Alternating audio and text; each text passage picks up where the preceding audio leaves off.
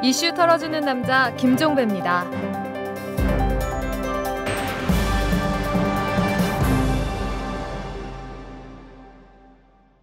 1월 22일 화요일에 보내드리는 이탈남입니다.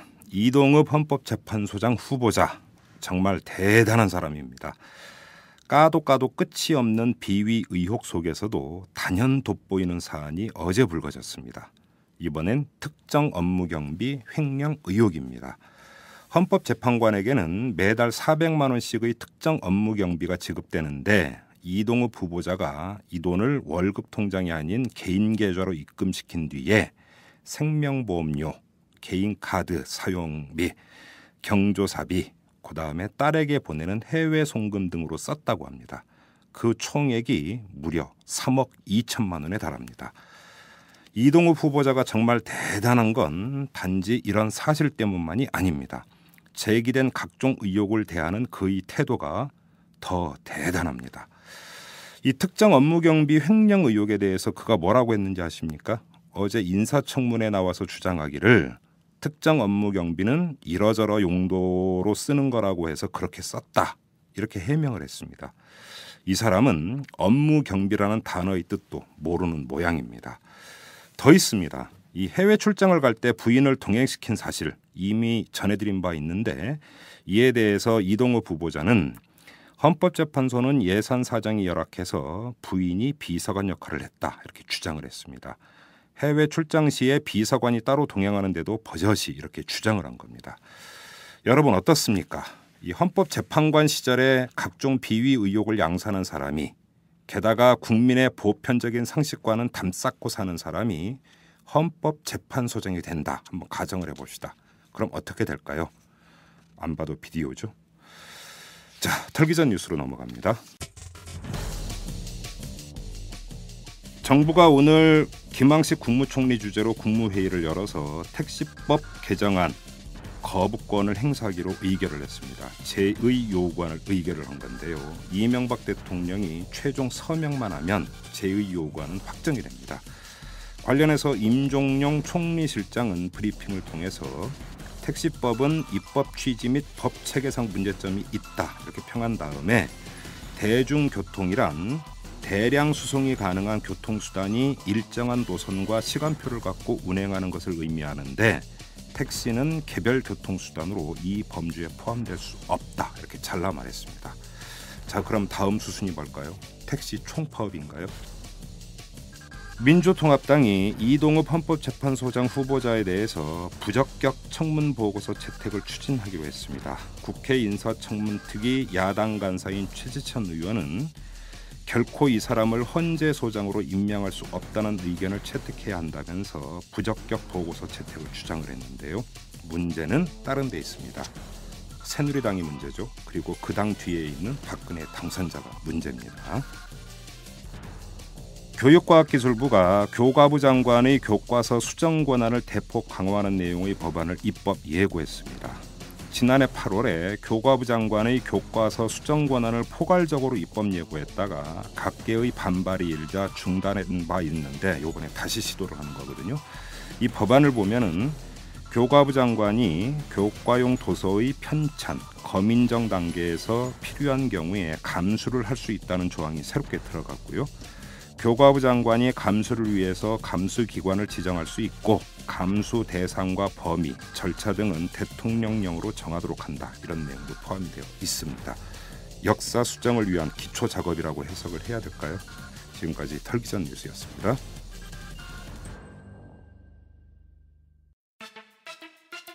저희 이털남이 여럿이 함께와 손잡고 애청자 여러분에게 안경, 선글라스, 컨택트렌즈 할인권을 드립니다.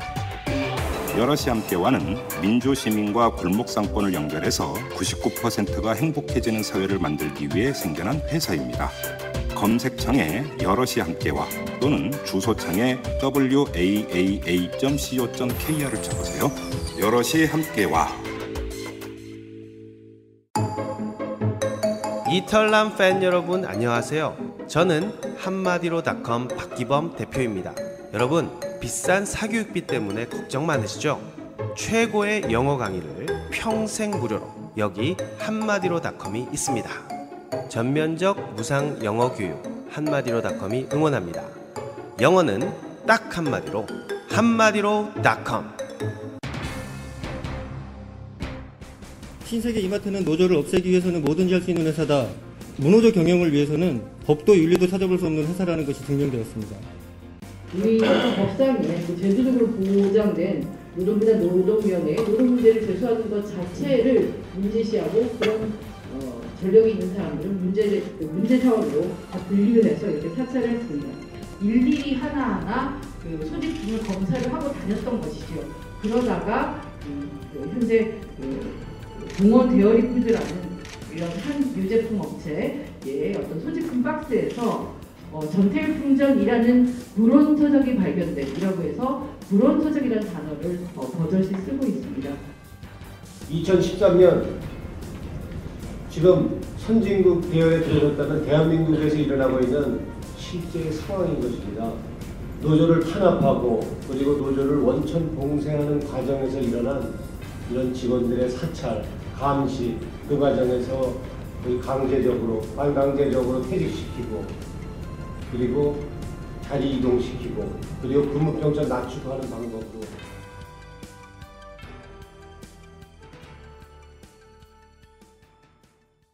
신세계 이마트의 노조 파괴 공작의 진상이 하나둘 밝혀지고 있습니다. 사원들을 사찰하고 그다음에 성향을 분류를 해서 등급을 매긴 사실이 속속 밝혀지고 있는 건데요. 자, 오늘은 이 문제를 한번 탈탈 털어보도록 하겠습니다. 오늘 모신 분은 이 신세계 이마트의 노조 파괴 공작을 최초로 특종 보도한 오마이뉴스의 이병한 기자입니다. 어서 오십시오. 예, 안녕하세요. 자, 오마이뉴스가 최초 보도를 했고 이어서 다른 언론도 지금 이제 계속 보도를 하고 있던데 언제 이 정보를 입수를 하셨어요? 정보가 있다라는 사실을 안 건 꽤 오래됐고요. 네. 구체적인 정보를 입수를 하게 된 건 지난해 말에 입수를 했습니다. 자료가 워낙 방대했기 때문에 네. 그 자료들을 뒤져서 의미를 찾아내고 네. 또 사기업 안에서 일어나는 용어들이 굉장히 많이 있었어요. 예를 들면 KS니 MJ니 지금 많이 보도가 나온 그런 것들. 처음에 문건만 보면 이게 무슨 말인지 도대체가 모르겠어서 그 성형 보려면서 KJ 이러니까 가족 이런 뜻이라면서 OL 오피니언 리더. 그렇죠. 예. 처음에는 근데 그런 용어들이 다 풀어서 써 있지 않았기 때문에 이게 도대체 무슨 의미인가를 찾는데도 굉장히 오랜 시간이 걸렸습니다. 그래서 긴 준비 끝에 지금 이제 보도를 한 지 지금 한 2주차 정도 되고요. 자료를 보면서 저희들은 굉장히 충격에 빠졌었습니다.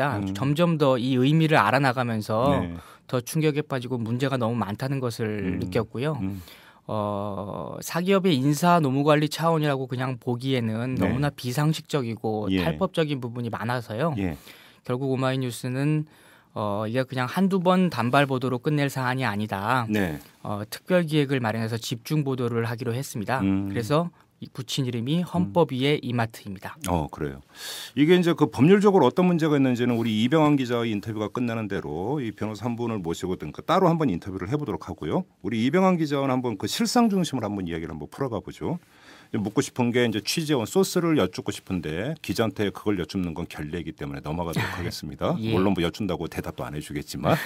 감사합니다. 자, 일단 가장 눈에 띄는 게 이 사원들을 밀착 감시, 일종의 사찰이라고도 볼 수 있을 수준으로 감시를 했다는 것 아니겠습니까? 어느 정도의 실태였습니까, 이게? 저희가 보도한 제목만 일별해 봐도 이게 과연 그럴 수 있을까라는 정도인데요. 첫 보도가 회사가 당신의 여자친구를 들여다본다면 이것이었고요.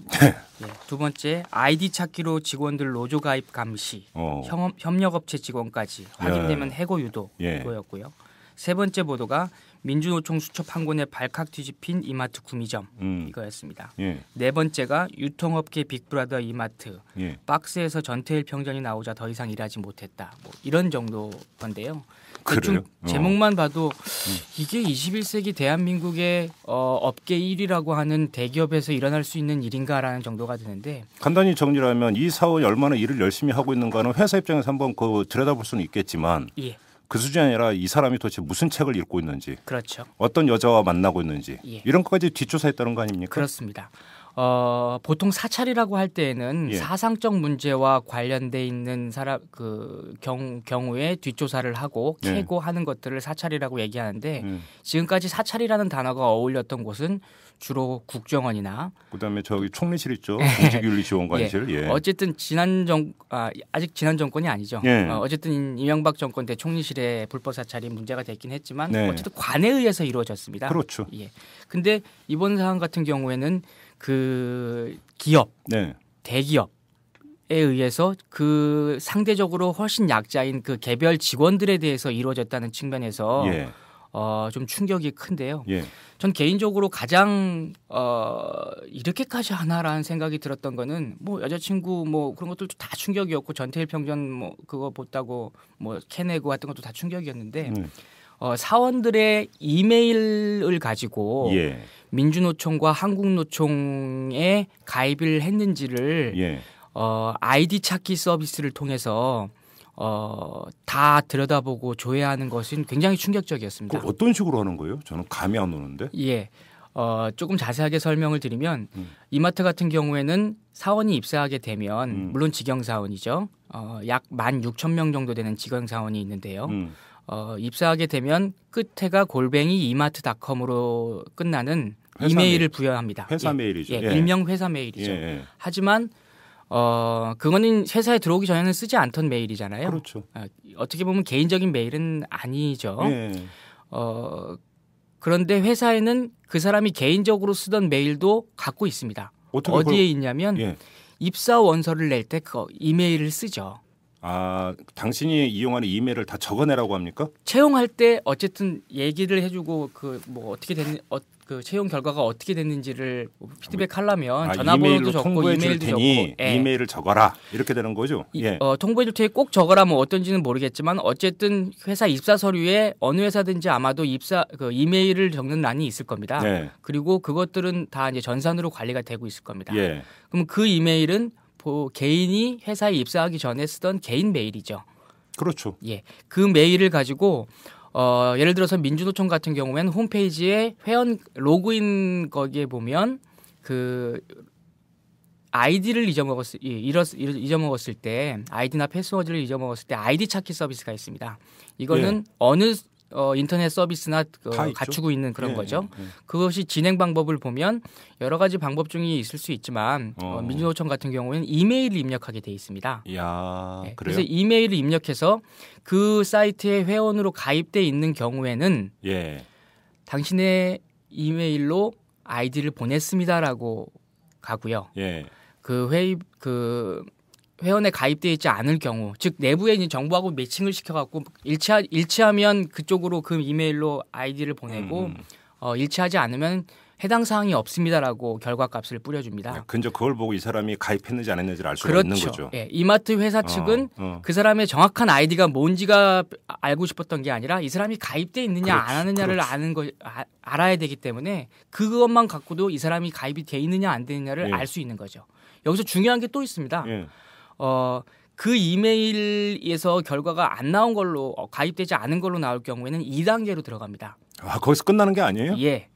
그 2단계는 뭐냐? 예를 들어서 제가 이마트 직원인데 이메일이 1234 뭐 네이트닷컴이었다고 한다면 2단계는 1234 네이버닷컴으로 다시 합니다. 그래요? 예. 그 다음에는 1234 한메일닷넷으로 다시 합니다. 그렇게 해서 딱 정해놨습니다. 내부의 자료에 보면 검색해야 할 메이저 이메일 뭐뭐뭐로 정한다.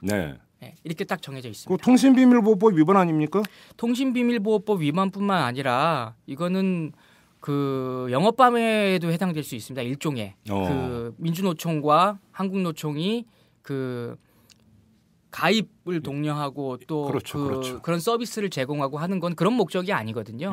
근데 이것은 물론 이따가 권영국 변호사가 오신다니까 자세하게 법률적 문제는 하겠지만 단지 개인정보 비밀보호법뿐만 아니라 다른 여러 가지 문제들에 해당이 됩니다. 알겠습니다. 그리고 예를 들어서 여자친구가 있느냐입니다. 그 여자친구가 누구냐? 이건 미행한 겁니까? 저희가 파악하기로는 크게 두 가지 경로를 통해서 그 사찰에 준하는 정보를 입수했던 걸로 보입니다. 첫 번째는 면담입니다. 면담. 예, 공식적인 면담이죠. 예. 하지만 면담이라는 거는 말 그대로 얼굴을 보고 이야기한다는 건데 면담 뭐 회사의 간부급 이 면담을 할 것이기 때문에 그리고 면담 대상자는 일반 사원이고 예. 회사 업무 시간에 공식적으로 이런 지금 녹음하고 있는 이런 공간 같은 데 와서 면담을 하는 것이기 때문에 그 면담을 다 꼼꼼하게 기록합니다. 예. 그리고 면담 매뉴얼까지 자세하게 있습니다. 예. 제가 다 보도를 했는데요. 예. 그 면담을 통해서 나온 정보들을 다 수집하고 데이터베이스화 시키죠. 예. 예를 들면 면담 때 뭐 집안에 어떤 일이 있는지 건강이 어떤지 뭐 등등 사소한 정보 하나하나까지도 다 축척 대상이 됩니다. 그러니까 그 면담의 이유와 형식은 예를 들어서 고충 처리 내지 그렇죠. 소원 수리 차원이었는데 예. 사실은 뒤를 캐기 위한 면담이었다. 예, 심지어는 면담 준비 사항에 어떤 내용까지 있냐면요. 피면담자 즉 직원의 위치를 창문을 등지게 하라 또는 출입문을 등지게 위치시켜라.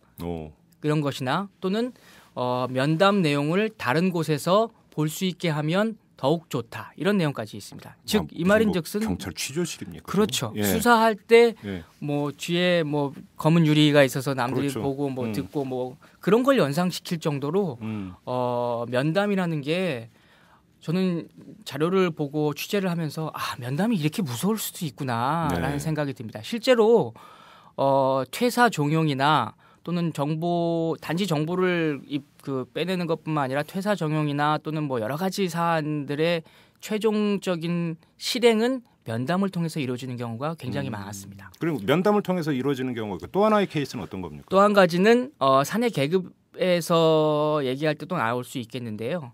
KJ라고 하는 가족 사원들, 회사의 충성도가 매우 높은 사원들을 따로 육성을 해서 그 사람들을 통해서 일종의 비선 라인이죠. 공직 조직에는 없으니까 그 사람들을 통해서 다른 회사의 분위기, 정보 이런 걸 수집하는 겁니까? 그렇죠. 또 특히 문제 사원들의 밀착 관리, 그래서 정보 수집. 뭐 예를 들어서 제가 이마트의 문제 사원이었다고 한다면 제가 바깥에 잠시 담배 피러 나가서 누구랑 대화를 나눴는지 이제 거기서 어떤 상사 씹었는지 뭐 이런 것까지 다 그런 내용까지 알 수 있으면 더 좋고요. 뭐 술자리에서 무슨 얘기를 했는지 무슨 5호 감시제입니까 이게 지금? 5호 감시제는 5집을 한 집이 감시하는 거 아닙니까? 근데 뭐 문건에 의하면 문제 사원은 1대1로 감시한다라고 돼 있으니까 어이구 진짜 밀착 감시네. 5배는 더 효율성이 있겠죠. 아무튼 이런 식으로 사찰 내지 감시를 해가지고 그 다음에 저희가 뭐 이탈함을 통해서 오프닝을 통해서 잠깐 소개를 해드렸습니다. 성향 분류를 했다군요, 보니까? 예, 맞습니다. 성향 분류는 크게 4가지로 돼 있습니다. 물론 이마트의 사원들을 모두 이 성향으로 4가지 분류를 해서 관리하는 건 아닙니다. 여기에 분류되어 있지 않은 직원들도 많이 있습니다. 그리고 그 직원들이 더 많을 거라고 추측을 합니다. 확인되지는 않지만 다만 회사가 보기에 문제가 있거나 또는 이용 가치가 있거나 등등 여러 가지 측면에서 봐야 하는 직원들을 KJ 가족 사원의 약자입니다.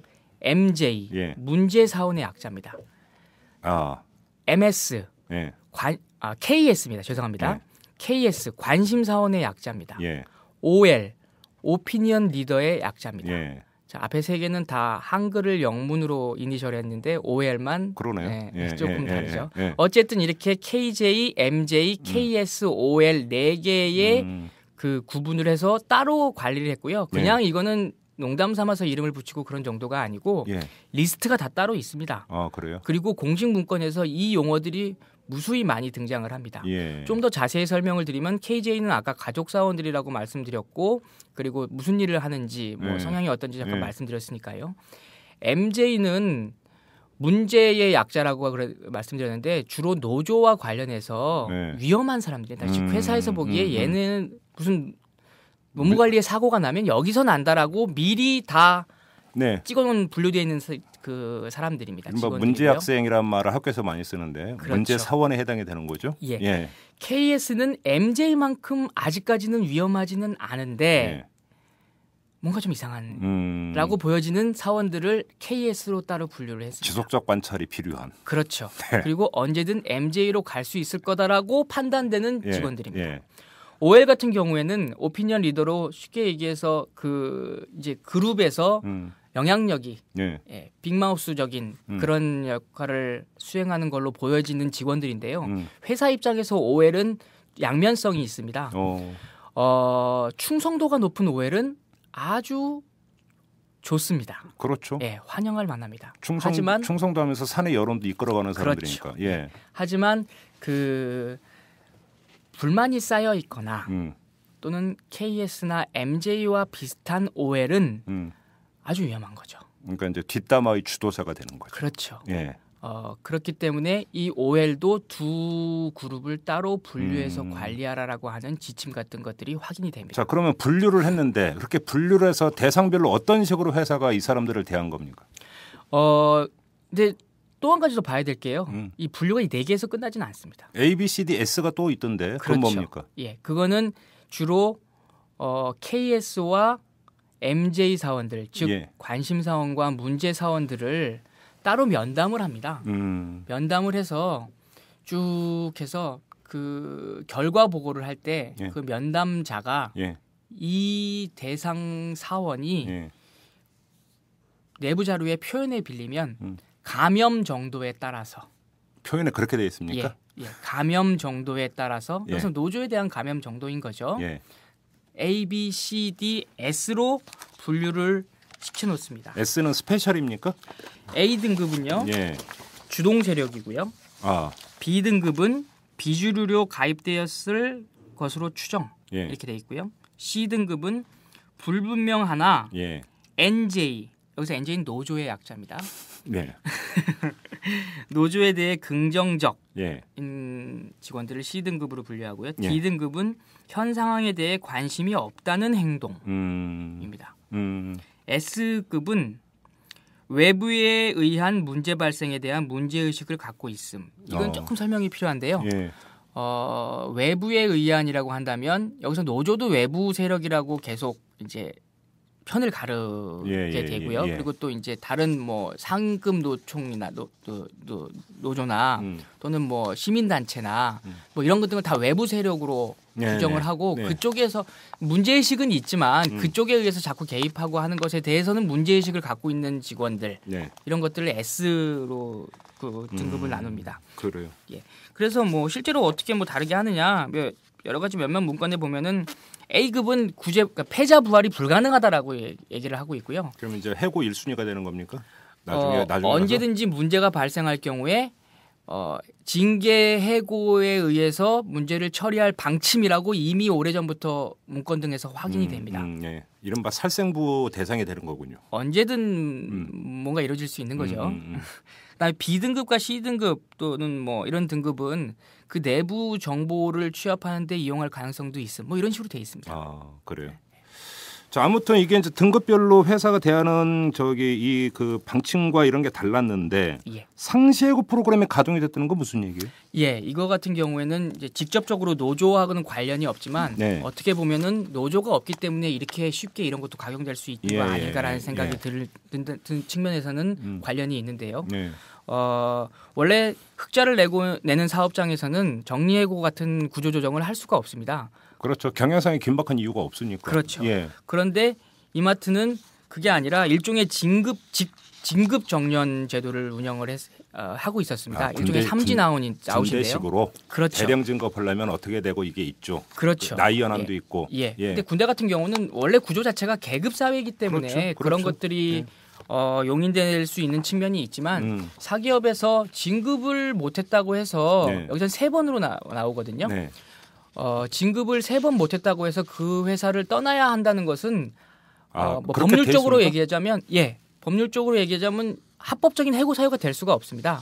좀 더 정확하게 얘기하면 2번 진급이 이미 누락이 되면 SOS에 올라갈 가능성이 높습니다. 청자들을 위해서 SOS의 용어가 좀 필요할 텐데요. SOS는 구호 요청인데. 네, 그렇죠. 그래서 저희도 처음에 SOS 자료를 보면서 이거 좋은 건가? 이렇게 생각을 했습니다. 근데 이제 전혀 그렇지 않고 스트래티직 아웃플레이스먼트 서비스의 약자입니다. 오. 즉 전략적 전직 서비스 이런 건데요. 야, 또 거창하네. 예. 네, 그러니까 뭐 용어만 놓고 본다면 예. 진급이 안 된 직원들을 다른 직장으로 이직시킨다라는 예. 용어 그렇죠. 정도로 해석을 할 수 있겠죠. 네. 근데 실제로는 이 SOS 대상으로 올라간 이 직원들은 그 전직의 경우는 자료로 확인되는 경우에는 좀 거의 극히 드물고요. 대부분 그냥 명예퇴직을 합니다. 사실상의 해고. 예. 그리고 그 구체적인 방법은 2회 진급이 누락된 대상자들 중에서 예. 3회 이번에도 진급이 누락될 것으로 예상되는 사람을 뽑습니다. 이미 뽑아요. 예. 그러니까 뭐 진급 기간이 뭐 예를 들어 지금 1월 달이니까 1월인데 12월 정도 되면 이미 다 대충 나오지 않습니까? 그렇죠. 얘는 될 것 같다, 뭐 안 될 것 같다. 뭐 그래서 OX 세모로 분류를 해서 네. 쫙 다 이제 뽑습니다. 그러니까 정확하게 얘기하면 2회 진급 누락자 중에 3회도 진급 누락이 확실시 되는 사람들의 명단이 SOS 명단입니다. 이른바 방출 대상자 명단. 그렇죠. 블랙리스트라고도 할 수 있고요. 그래서 그 사람들에 대해서 대상자를 일단 딱 회사에서 확정을 하고요. 그리고 그 사람들에 대해서 면담을 할 사람들을 이제 뭐 스케줄을 짭니다. 시간표. 누가 면담한다. 누가 면담한다. 그래서 면담을 통해서 이제 회사를 나가게 되는 거죠. 그래요. 그럼 지금까지 확인된 그런 SOS 시스템을 통해서 회사를 나간 사람이 한 몇 명 정도 되는지 파악이 됐어요? 예. 2004년부터 있었던 것으로 자료를 통해서는 추정이 됩니다. 그 전에도 있었는지는 모르겠지만요. 근데 2004년부터 2009년까지는 규모가 그렇게 크지 않았던 걸로 보입니다. 예를 들어서 2004년에는 1명, 2005년에는 9명, 2006년에는 2명, 2007년에는 12명, 2008년에는 9명, 2009년에는 14명. 이렇게 총 2004년부터 2009년까지 6년간 47명이 이 프로그램에 의해서 회사를 떠난 걸로 결과는 나옵니다. 다만 2010년부터 본격 가동된 걸로 상황이 달라집니다. 그러면 이제 그 이유는 더 많아질 수도 있겠네요. 그렇죠. 2010년에는 42명이 한 해에만? 여기에 해당돼서 아닙니다. 죄송합니다. 50명이. 50명이. 50명이 2010년에는 50명이 여기에 해당돼서 퇴직했습니다. 그 전에 6년간 47명인데 2010년 한 해 동안에 50명이면 6년보다 훨씬 많은 거죠. 그렇죠. 그다음에 2011년에는 42명이 확인이 되고요. 2012년에도 수십 명이 명단에 올랐던 것으로 확인이 됩니다. 알겠습니다. 자, 지금 그리고 이제 다른 보도에 따르면 지금 이쪽에서 이제 부산 지역 같은 경우 부산 지역 정치인들의 뭐 자녀를 특채를 한다든지 이러면서 이렇게 뭐 기름칠을 하는 이런 것들이 있다는 보도가 있었는데 시간 관계상 지금 그것까지 좀 이야기하기는 좀 힘들 것 같고요. 지금까지 이제 쭉 말씀해 주신 것은 결국 노조 설립과 직접적인 상관성이 있는 것 아니겠습니까? 그걸 그렇죠. 막기 위해서라는 거 아닙니까? 예, 맞습니다. 그러니까 그러니까 지금 저희가 확보한 자료들 같은 경우는 이제 2011년에 집중이 돼 있는데 그때 당시에 2011년 7월 1일에 복수노조 설립이 시작됩니다. 그렇죠. 그래서 결론적으로 그때를 즈음해서 각종 선제적 대책들과 그걸 막기 위해서 그런 것들이 이제 평소보다 더욱 더 강력한 그런 것들이 계획되고 실행되고 하는 거죠. 잠깐만 이마트에 노조가 있었습니까? 없었습니까? 없었습니다. 지금 현재는 있는데 해고가 된 상태죠. 작년 10월에 전수찬 위원장 등이 노조를 설립하는데 성공을 했고요. 그 이후에 그 중에서 2명은 해고되고 1명은 뭐 강등 발령받고 그런 상황이었습니다. 이게 이제 그 이마트가 신세계 이마트 아닙니까? 맞습니다. 그리고 신세계는 이제 범 삼성가에 해당이 되는 건데 그렇죠. 삼성가의 전통이 있죠. 무노조 경영이라고 하는. 맞습니다. 결국은 여기에서 뿌리는 여기에 있다라는 얘기가 되는 건데. 맞아요. 관련해서 지금까지 말씀하신 것은 이마트에서 벌어진 일이죠. 근데 신세계에서도 비슷한 경우가 있다면서요. 맞습니다. 물론 이제 온 국민이 다 알고 있죠. 그 범 삼성가 그룹의 무노조 경영이 이제 유명한데요. 이제 지금 저희가 취재하는 그런 보도하는 것들은 그것이 이제 구체적인 내부 자료를 통해서 그렇죠. 또 취재를 통해서 다 확인이 된다는 데 중요한 의미가 있는 거고요. 여기에는 이마트뿐만 아니라 구체적으로 저희가 확보한 자료에는 신세계 그룹에서 만들어진 자료도 있습니다. 그 자료는 무엇을 의미하느냐? 이마트에서 벌어지고 있는 각종 뭐 사찰에 준하는 직원 감시 행위나 노조를 막기 위한 비상식적인 또는 반헌법적인 그런 행위들이 단지 이마트만의 문제가 아니라는 거죠. 신세계 그룹 차원에서 기획됐고 예. 구체적으로 신세계 그룹에서 각 계열사의 복수 노조를 준비한 점검 결과라는 문건들이 있는데요. 여기에 보면 계열사 중에서 호텔을 제외한 10개사의 예. 점검 결과가 어떻다. 이런 예. 것들이 나옵니다. 당연히 이마트가 포함되어 있고요. 네. 주력 계열사인 또 신세계 백화점도 포함되어 있고요. 예. 건설, 푸드, SI, INC, 베이커리, 첼시, L&B, 심지어 스타벅스도 포함이 되어 있습니다. 그렇습니까? 예. 그러니까 물론 스타벅스 내부 자료를 통해서는 아직 확인되고 있지 않지만 스타벅스 안에서 그 바리스타들도 네. 결국은 이 얘기는 이마트에서 벌어진 지금과 도저히 상식의 수준을 뛰어넘는 이런 행위들이 예. 신세계의 다른 계열사에서도 광범위하게 그리고 거의 똑같은 양상으로 진행이 됐을 개연성이 있다. 매우 높다. 이 얘기 아니겠습니까? 그렇습니다. 그리고 또 한 가지가 있습니다. 네. 그러면 신세계 계열사들만의 문제일 것이냐? 그렇죠. 더 올라갈 수도 있죠. 신세계 이마트와 신세계 자료들을 보면 삼성에 대해서 언급하는 내용이 꽤 많습니다. 삼성과 비교를 해놓는다거나 삼성의 동향을 파악한다거나 예. 즉 이것으로 수축해 보건대 많은 부분들이 삼성에서 하고 있는 인사 노무 관리를 모방했을 가능성도 있지 않느냐라는 추측이 합리적인 추측이 가능합니다. 알겠습니다. 그렇다면은 다른 대기업들은 어떻게 했을까라는 궁금증이 생기는 거죠. 그렇죠. 이게 지금 취재가 끝난 사안이 아니고 예. 더 이 다리에 땀 나셔야 될 것 같은데 그나저나 아무튼 지금까지 보도가 이렇게 쭉 나오고 있습니다. 계속 예. 이제 그 연일 지금 보도가 쏟아지고 있는데 이에 대한 신세계 이마트의 반응은 어떻습니까? 지금까지는 뭐 공식적으로는 개인적인 차원의 입장이라는 입니다. 그래서 개인적이란 거는 그 문서를 작성하거나 예. 또는 메일을 보내거나 하는 직원 몇몇 직원. 예. 꼬리 자르기군요. 네, 공식적인 반응은 예. 16일 날 저희가 보도한 지 약 이틀 만에 공식적인 반응이 나왔는데요. 예. 허인철 대표이사 명의의 사과문이 현재까지는 공식 반응입니다. 사과의 내용은 뭡니까? 노조 탄압 의혹으로 물의를 일으킨 점 사과 말씀드린다라는 네. 게 핵심 내용이고 예. 그중에는 일부 문건의 경우 해당 권역 담당자가 본인의 자의적인 판단으로 다소 과도한 업무를 진행했던 부분도 있는 것으로 보여진다. 상황별 시나리오 가운데 일부일 뿐 실제로 실행되지는 않은 것으로 보인다. 네. 뭐 등등의 입장입니다. 아주 전형적인 대응입니다. 그죠? 예. 하지만 아무튼, 그 뒤에 계속 취재가 진행이 되면서 이마트 측은 상당히 곤혹스러워하고 있습니다. 왜냐하면 몇몇 개인의 그 행동이라고 보기에는 이렇게 광범위하게 이루어졌는데 그렇죠. 이게 어떻게 몇몇 개인의 일이 되겠어요? 그 몇몇 개인이 너무 많고요. 그렇죠. 너무 직급이 높고요. 예. 그리고 그것이 실제로 그 실행됐다는 증거가 속속 다 드러나고 있습니다. 그러니까요. 아무튼 저 이병헌 기자와 함께 지금 그 신세계 이마트 이 노조 파괴 공작의 실체를 한번 이렇게 쭉 정리를 해봤는데 이게 지금 제가 볼 때는 정정을 했습니다. 정리가 아니라 중간 정리로만 하겠습니다. 예. 나중에 아마 이제 후속 보도가 계속 될 것 같은데 필요하다면 저희가 다시 한번 모시고 오늘 이후에 또 이제 취재되고 보도되는 내용도 다시 한번 정리해 볼 수 있는 그런 기회는 좀 갖도록 하고요.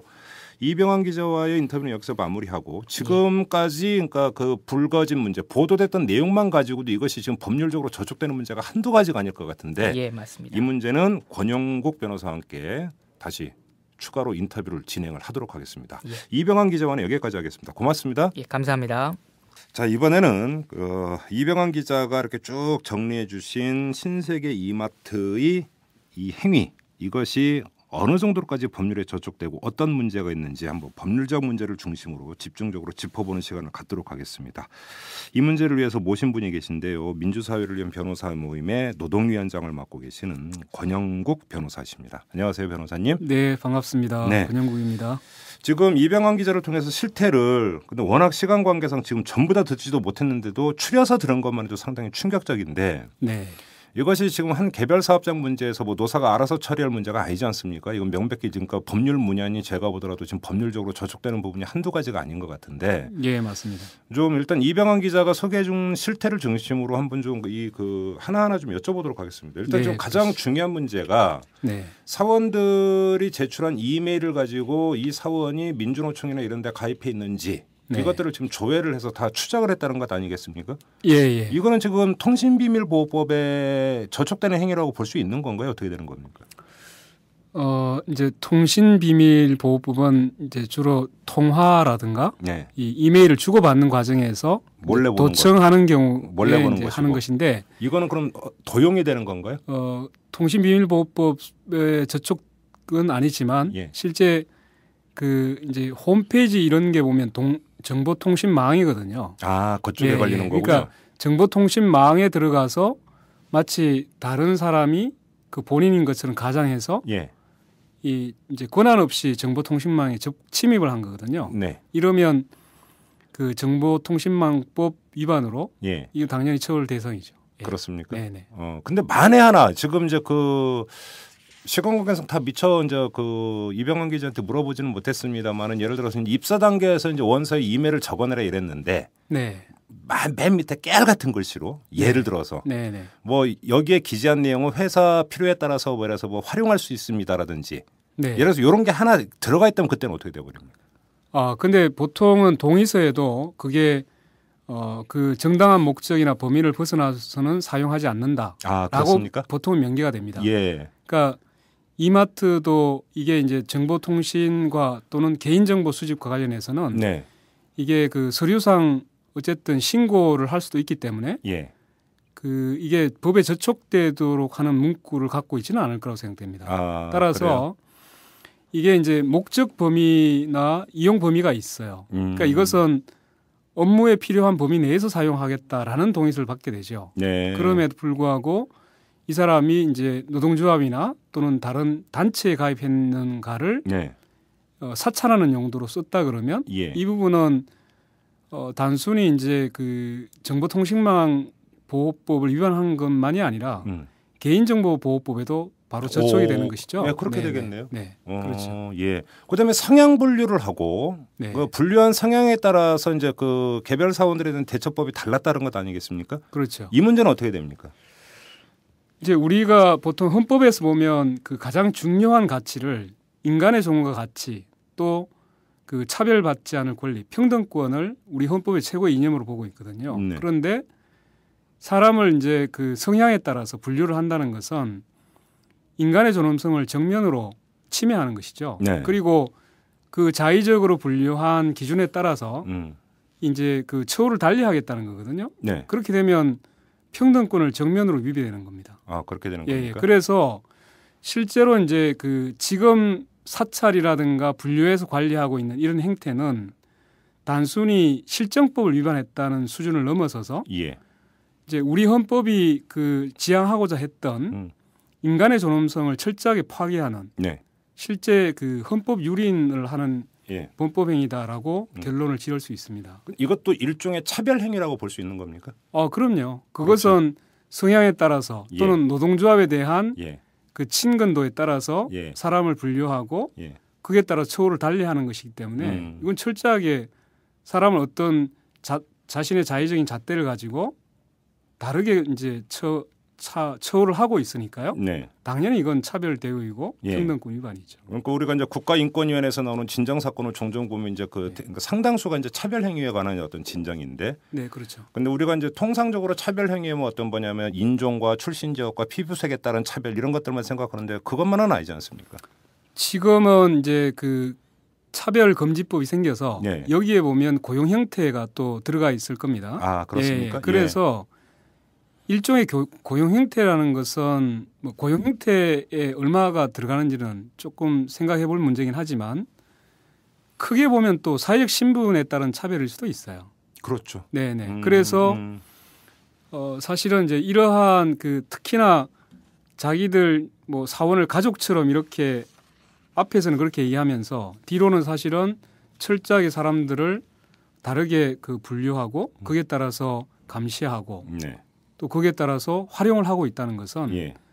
이건 대단히 끔찍한 일이죠. 네. 그렇죠. 네. 그러니까 자기는 어떻게 보면 그 회사를 보람찬 일터로 그죠? 보람 있는 일터로 가서 일을 하고 있는데 뒤에서 일일이 자기에 대한 성향을 파악하고 또 거기에 대해서 그 생각까지를 스스로 재단하게 만드니까 이거는 사실 우리가 이제 보통 쓰는 말로 오후 담당제 뭐 이런 말을 쓰지 않습니까? 그렇죠. 그러니까 자기의 일거수일투족이 전혀 자유롭지가 못하다는 거죠. 그렇죠. 그리고 자기가 기분에 따라서 한 말이 또는 뭐 의도적으로 가지고 들어오는 그 면담, 자기는 그냥 일상적인 면담으로 알고 가서 면담을 했는데 그렇죠. 그 면담자의 그 생각에 따라서 예. 자기가 분류되고 있거든요. 예.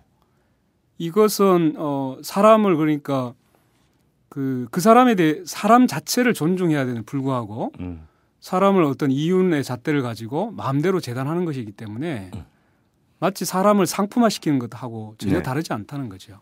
그렇게 네. 볼 수가 있는 거고요. 네, 그렇죠. 아까 이병헌 기자가 하면서 그거는 시간 관계상 미쳐본가 물어봤는데 뭐 잠깐 나온 얘기가 뭐 가방에서 전태일 평전이 나왔다. 예, 나왔죠. 그래서 뭐 분류를 했다. 네. 한번 이건 가정입니다. 슬쩍 그러니까 이 친구가 지금 뭔 책을 읽고 뭐에 관심을 하는지 가방을 만약에 뒤졌다. 네. 이렇게 되면 어떻게 됩니까?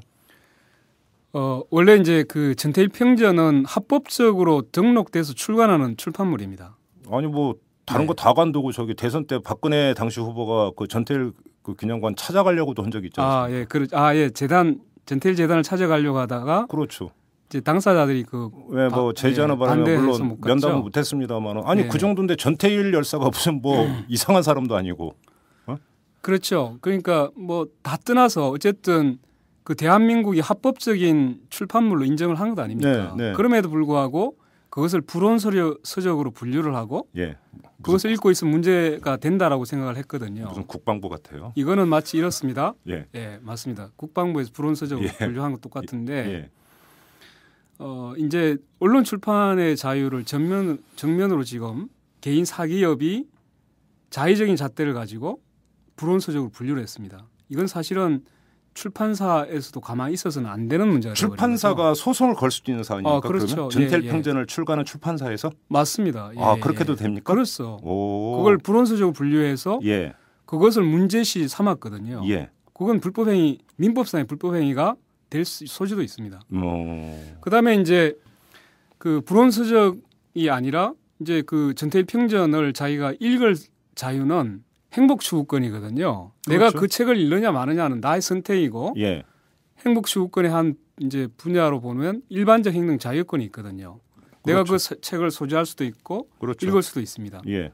그다음에 또 하나는 이제 양심의 자유의 한 부류라고 하는 사상의 자유가 있지 않습니까? 그렇죠. 그렇죠. 내가 책을 읽고 어떤 생각을 하든 그건 나의 자유인데 사실은 이 지금 이마트가 한 행위를 보면 지금 제가 나열했던 예. 그 모든 기본권을 예. 다 침해하고 그것을 유린하고 있는 상태가 돼버린 거죠. 그렇죠. 사실은 모든 게 다 기본권에 지금 그 기본권을 정면으로 지금 도발하고 있는 행위들 아닙니까? 도발하고, 맞습니다. 걸리는 게 한두 가지가 아니네요. 그래서 더 심각하다고 보는 거고 네. 다만 이제 그 책이 누가 읽고 있느냐 궁금증이 있어 호기심이 있어서 그냥 알아봤다고 정도로 끝났으면 뭐 그럴 수도 한번 양보를 해서 예. 그럴 수 있다고 칠 수도 있다고 했는데 예. 문제는 그것을 뒤져가지고 예.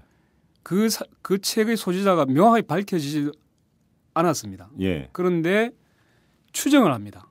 이게 어디서 나왔기 때문에 이 사람이 관여됐을 것이다 예. 라고 해서 실제 거기 보면 3명이 있습니다. 3명 중에 결국은 퇴점을 시키고 아니면 다른 곳으로 순환 배치 발령을 시킵니다. 누가 읽었는지 확인도 안 한 상태인데 물증도 없는 거죠. 그렇죠. 그러니까 그냥 추정만으로. 그렇습니다.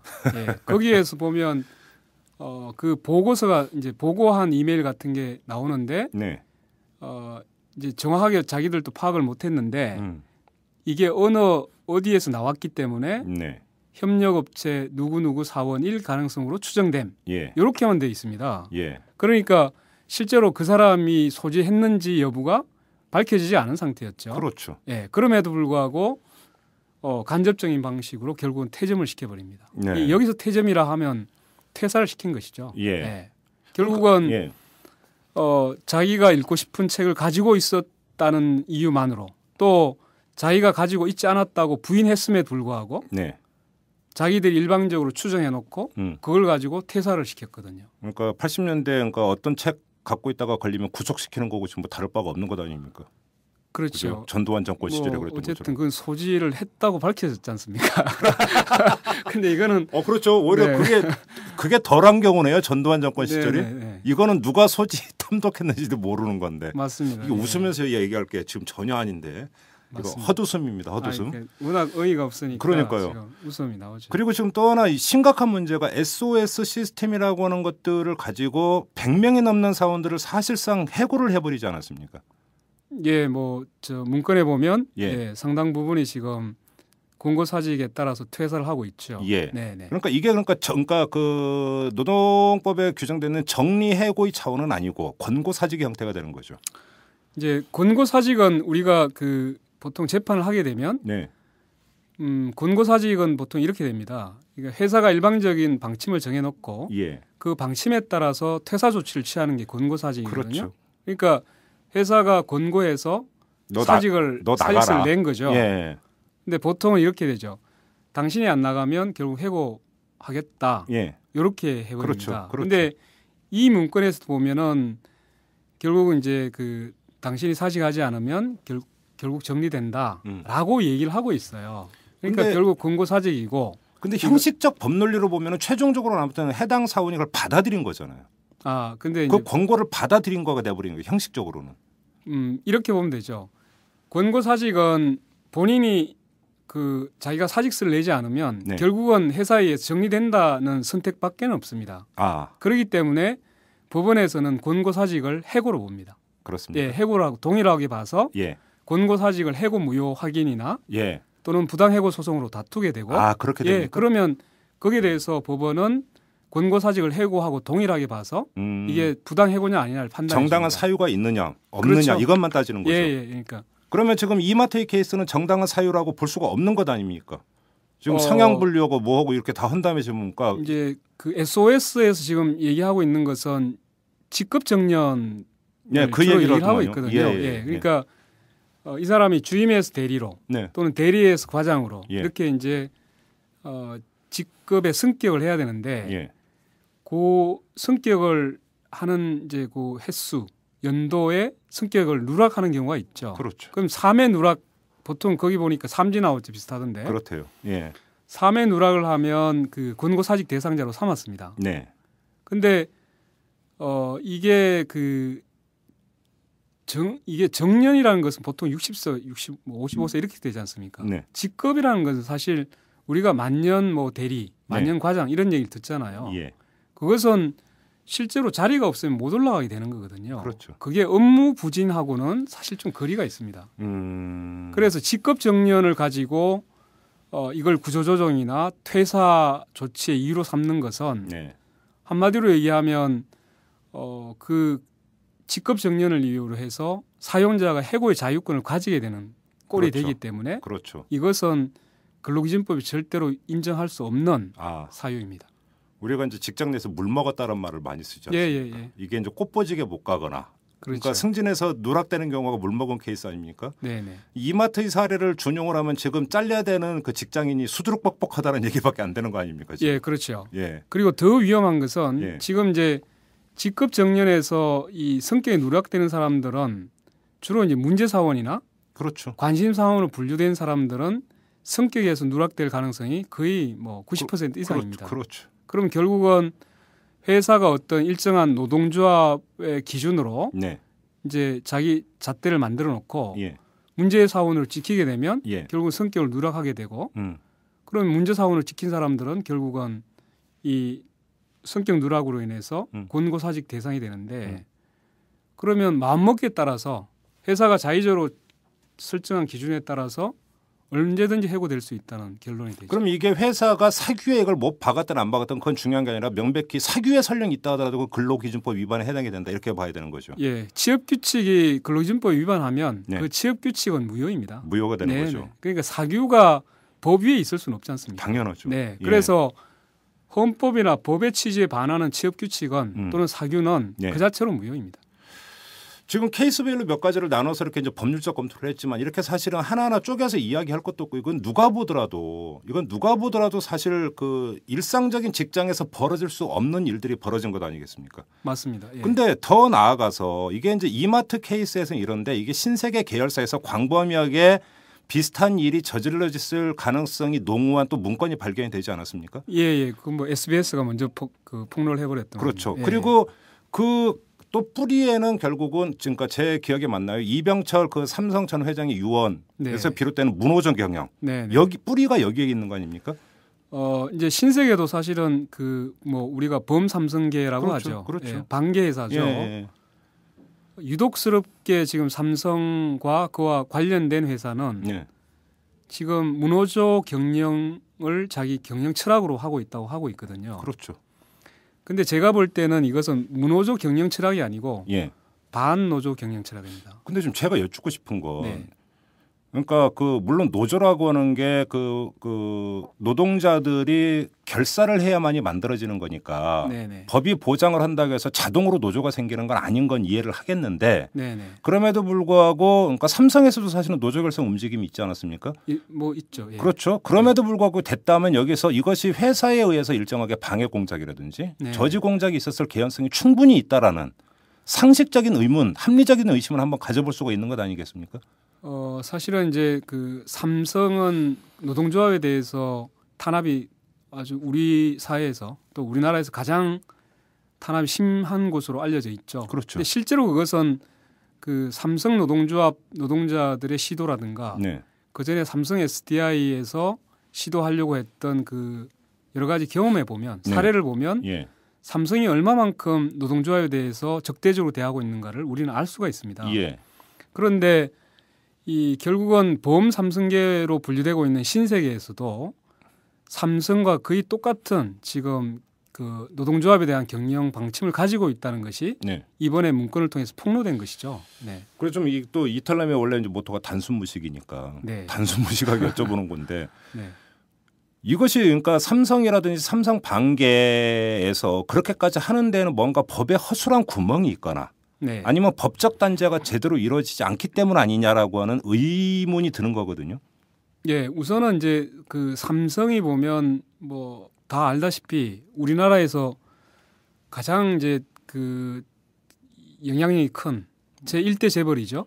1등주의를 지향을 하니까. 네. 예. 그다음에 이제 신세계는 유통업계에서 그렇죠. 특히 이마트는 유통업계의 1위 업계거든요. 최고의 큰 손이죠. 예, 예.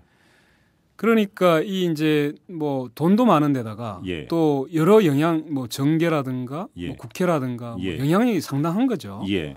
그러니까 실제로 우리가 이제 보통 대관 작업이라고 해서 관공서, 대관청, 예. 그렇죠. 대관청 작업을 하고 있다는 것이 늘 이제 그 의문으로 제기가 됐었는데 이번에도 보면 이 대관 작업에 대한 그 문건에 명기가 돼 있어요. 그러니까 속칭 빠다치를 했다. 그렇죠. 네. 예. 그러니까 노동부나 경찰이나 예. 이 부분이 이제 사실은 공정한 직무를 수행한 게 아니라 결국은 삼성이나 신세계나 이마트의 그 작업에 같이 동조하고 있는 것이고 예. 그로 인해서 결국은 대단히 재벌 편향적인 직무를 수행하고 있는 결과로 인해서 예. 이런 이제 불법적인 상황, 불법 경영들이 지속될 수 있는 그런 여건이 형성되고 있다고 지금 추정하고 있고 법의 단죄가 발동될 여지를 아예 그 사전에 원천 봉쇄를 해버리는 거죠, 그러니까. 그렇죠. 그러니까 실제로 이제 법이라는 게 존재하면은 이것을 감독하고 집행해야 될 그 국가기관이 존재하는 것 아닙니까? 당연하죠. 근데 그 국가기관이 그 법의 집행을 안 하고 있다면 그렇죠. 또는 오히려 그걸 넘어서서 법 위반 행위를 도와주고 있다면 네. 그렇다면 사실은 사기업이 예. 굳이 법을 준수할 필요성을 느끼지 못하겠죠. 당연한 얘기죠. 네. 그러니까 자, 그러면 다시 이마트로 돌아가서 이마트 노동자들이나 내지 민변이라도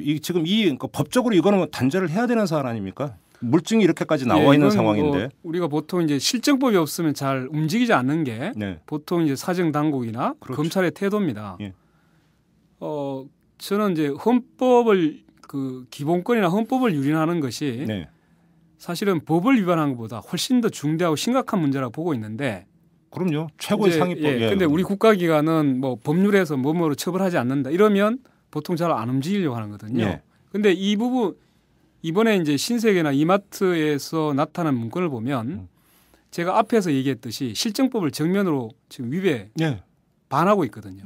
따라서 이건 이제 형사처벌 대상입니다. 그러니까 지금 이제 앞에서 제가 뭐 이 비밀을 누설 이제 침해했다든가 또는 정보통신망에 함부로 침입했다든가 개인 정보를 자기 멋대로 그 사용했다든가 이래서 뭐 개인정보보호법, 정보통신망보호법 또는 뭐 비밀침해죄 이 등등 이제 형법에 바로 저촉되고 노동조합 관계에서는 이건 뭐 노동조합법상의 부당노동행위죄 그건 정면으로 바로 해당되는 것이죠. 명백하죠. 예. 그렇기 때문에 이것은 실정법상으로도 범죄 행위가 분명합니다. 이건 고소고발이 있기 전부터라도 경찰이나 검찰이 인지수사 들어가야 되는 사안 아닙니까?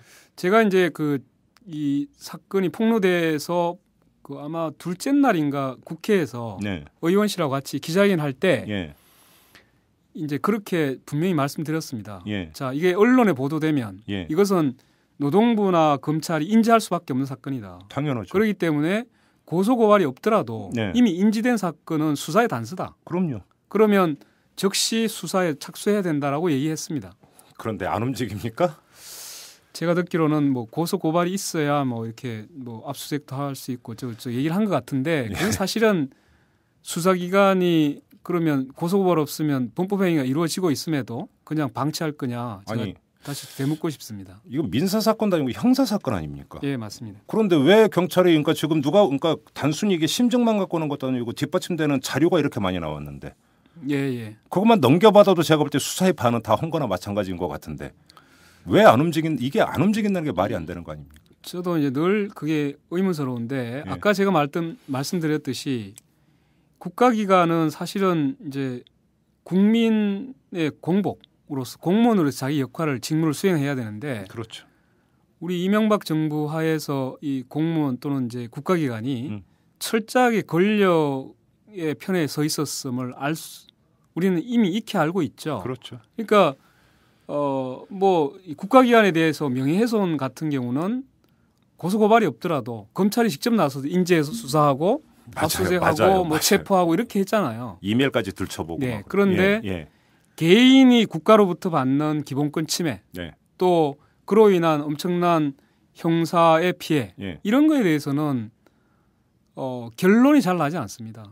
고소고발하더라도 뭐 수개월 또는 뭐 하여튼 1년 이상 가지고 있다가 이번 대서 결과가 나쁘다는 거 아닌데 하여튼 기존 권력하고 성향이 비슷하게 돼버리니까 그동안 골치 아프게 갖고 있었던 사건이 검찰이 불기소 처분을 계속 잇따라서 내고 있거든요. 그러니까 이게 뭘 의미하느냐. 도대체 국가기관이 공무원으로서 국민의 권리를 보장하기 위해 존재하는 건지 아니면 권력의 편에 서기 위해 존재하는 건지 정말 납득하기 힘든 현상이 벌어지고 있는 거죠.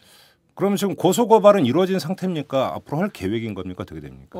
지금 이제 저도 워낙에 이제 그 사실은 폭로가 광범위하고 방대하기 때문에 저도 정신을 잘 못 차리고 있습니다. 그래서 일정 부분 좀 정리가 필요한데 어쨌든 드러난 것을 좀 시급히 정리해서 고소고발을 할 필요가 있다고 지금 느끼고 있고 그렇죠. 곧 이제 실행을 할 생각입니다. 마지막으로 또 하나 여쭤보겠습니다. 지금 뭐 검찰이나 경찰이나 저런 그 노동부나 지금 나오는 태도가 저렇다라면 더 큰 문제는 이게 이마트라고 하는 하나의 계열사에서만 이루어진 그 부당노동 행위가 아니라 신세계의 모든 계열사에서 이루어졌을 개연성이 있는 것 아니겠습니까? 예, 있죠. 그렇다면 이 문제를 파헤쳐야 되는 건데 이 문제는 어디서 어떻게 파헤칠 수가 있을까요? 국회 예를 들어서 환경노동위원회 이런 데서 나서야 되는 문제라고 보십니까? 어떻게 보십니까? 저는 이 문제는 그 정확하게 이제 범법행위 내지 범죄행위이기 때문에 네. 사실은 이게 사정당국에서 나서야죠. 근데 안 나서니까 여쭤보는 거예요. 네네. 이것은 이제 검찰이 뒷짐지고 있을 일이 아니고 네. 또 노동부가 부당노동행위나 노조 파괴행위 이런 부분에 대해서 뒷짐지고 있으면 안 됩니다. 그렇죠. 그것은 정부 또는 국가기관이 존재해야 되는 이유를 스스로가 가질 거냐 말 거냐 하는 그 문제이기 때문에 네. 이 부분을 그냥 방치하는 것은 있을 수 없다고 생각합니다. 예. 만약에 안 된다면 예. 그러면 결국 또다시 시민사회단체가 나설 수밖에 없는데 네. 시민사회단체가 나서면 또다시 그것을 뭐 불법 집회니 뭐 이런 걸로 또는 명예훼손 이런 걸 자꾸 가지고 걸려고 예. 하거든요. 예. 그러지 말고 그러면 공정하게 국가기관으로서의 자기 직무를 다하는 것이 이 사건을 대하는 정도다 이렇게 예. 봅니다. 알겠습니다. 그리고 또 하나 지금 박근혜 당선자가 대선 기간 내내 강조했던 게 법질서 확립 아니겠습니까? 네, 그리고 맞습니다. 지금 인수위원회 분과 중에 하나도 법질서 분과가 있습니다. 네네. 이거 지금 이제 그 국내 굴지의 대기업이 법질서를 정면으로 도발한 이런 사건이라고 성격 규정을 한다면 네네.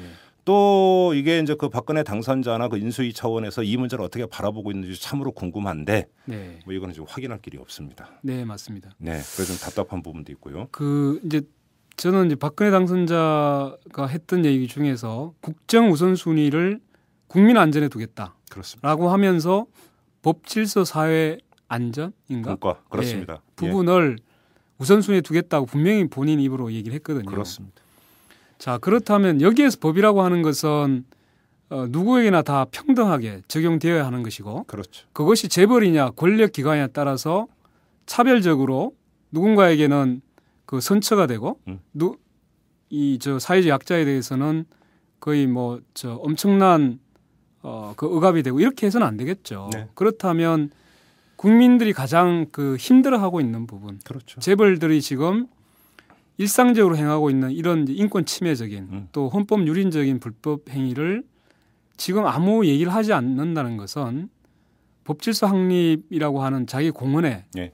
상당히 좀 맞지 않는다라는 좀 우려가 됩니다. 그렇죠. 네. 뭐 살인 사건이라고 그러는 것이 인간의 존엄성의 핵심 가치인 이제 생명권을 정면으로 짓밟는 행위이기 때문에 누구도 용서를 못하는 것인데 그렇죠. 결국 이마트 사건에서 나타난 것은 이 사회적 생명이라고 하는 단어를 쓴다면 바로 이 사회적 생명을 정면에서 비웃고 짓밟은 사건이라고 봐야 되는 것 아니겠습니까? 네, 맞습니다. 그러니까 사람은 이제 그 뭐 밥도 중요하긴 하지만 네. 그 사람의 인격이라는 것은 그럼요. 예. 어떻게 보면 사회적 생명이거든요. 그럼요. 예. 근데 이 사건은 인간으로서의 그 인격권을 철저하게 뭉개버린 거거든요. 한 기업, 사기업이. 그렇죠. 그렇다면 이것은 사회적 생명에 대한 도발을 했다. 예. 또 짓밟았다라고 평가를 하는 게 맞겠죠. 예. 그렇다면 그만큼 더 중요한 법질서 확립이 어디 있겠습니까? 그렇죠. 네, 이것을 관가할 수는 없습니다. 알겠습니다. 네. 참 아무튼 우리나라가 이게 무법천지도 아니고 백주대낮에 어떻게 이런 일이 지금 광범위하게 자행될 수 있는지 한편으로는 참 요즘 흔히 하는 말로 네. 어이상실인데 예. 아무튼 여기서 이제 법의 정의가 얼마나 제대로 세워질 수 있는지를 바라볼 수 있는 하나의 표본 사례가 또 도출이 된 것 같습니다. 앞으로 예, 귀추는 좀 주목해 보도록 하고요. 네. 권영국 변호사와의 인터뷰는 여기서 마무리하도록 하겠습니다. 잘 들었습니다. 네, 고맙습니다. 안녕하십니까. 오마이뉴스 대표 오연호입니다. 오늘은 조금 긴 말씀을 드리겠습니다. 여러분 마음이 아프시죠? 박근혜 후보의 당선이 확정된 날 한 독자가 저에게 긴 문자를 보내왔습니다. 추운 날씨 속에서도 정말 고생 많으셨습니다. 덕분에 사무실에서, 집에서, 버스에서, 지하철에서 저를 포함한 많은 사람들이 그 열기를, 그 열망을 함께 느낄 수 있었으니 고맙습니다. 오늘 하루 종일 일이 손에 안 잡혀서 멍했던 사람들 많을 것 같아요. 저도 그랬고요. 그래도 1470만 명이 한마음이 되는 데에 대선 올레가 얼마나 큰 영향을 미쳤는지요. 정말 고생 많으셨습니다. 못다한 숙면 취하시고 좀 쉬시고 건강도 챙기시고요. 앞으로의 1800일 동안도 묵묵히 버텨주세요. 죄송합니다. 감사합니다. 네, 오마이뉴스가 만드는 이탈남과 대선 논례를 사랑해주시고 10만인 클럽 가입으로 후원해주신 깨어있는 시민 여러분 고개 숙여 감사드립니다. 오마이TV를 획기적으로 발전시켜 공중파와 보수 정편의 영향력을 능가하는 프로그램들을 만들어 가겠습니다. 슈마니클럽 후원으로 참여해 주십시오. 지금까지 6,300명이 함께해 주셨습니다. 우선 10,000명을 만들어 보지요. 슈마니클럽 참여는 오마이뉴스 메인면에 안내되어 있습니다. 대선 원래는 끝났지만 힐링 원래로 계속 찾아뵙겠습니다. 마음이 서로 아픈 사람들끼리 힘껏 껴안아 줍시다. 사랑합니다. 감사합니다.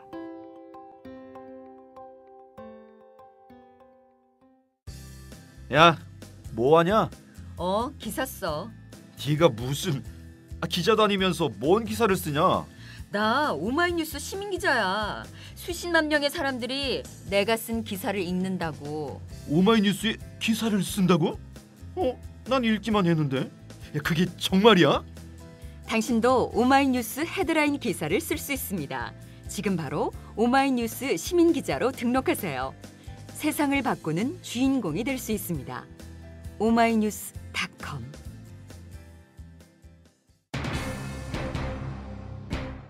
무법천지를 평정할 수 있는 방법은 딱 하나밖에 없습니다.